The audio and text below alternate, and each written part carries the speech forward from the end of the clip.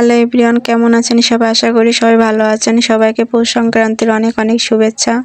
জানি 2 দিন পরে সংক্রান্তির শুভেচ্ছা জানাচ্ছি। আসলে সংক্রান্তি আর একাদশী একসাথে পড়েছিল, তো আমি আর আমার হাজব্যান্ড দুইজনই সেদিন একাদশী করেছিলাম।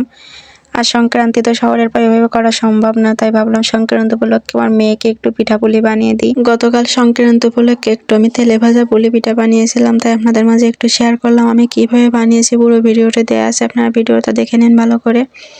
আর আমি এখানে একটা কথা বলে দিই, সেটা হচ্ছে আমি কিন্তু পিঠাপুলির যে ডোটা বানিয়েছিলাম এটা চালের গুঁড়া আর আটা মিক্স করে বানিয়েছিলাম। অনেকে এখানে ময়দা বা সুজি ইউজ করে, আমি এখানে অন্য কিছু দেই নাই। আমার মাকে আমি এভাবে বানাতে দেখেছি, তো আমিও সেইভাবে বানিয়েছিলাম। আর পিঠাগুলা কিন্তু খেতে অনেক বেশি মজা হয়েছিল। উপরটা ক্রিস্পি ক্রিস্পি এবং ভেতরটা হয়েছিল রসা ভরা। তো আপনারা একবার হলে এইভাবে কিন্তু বানিয়ে দেখতে পারেন। আর এই পিঠাগুলো যদি এইভাবে আপনারা রসের মধ্যে বা দুধের মধ্যে দিয়ে দেন, তা সেটা দুধ পুলি হয়ে যাবে।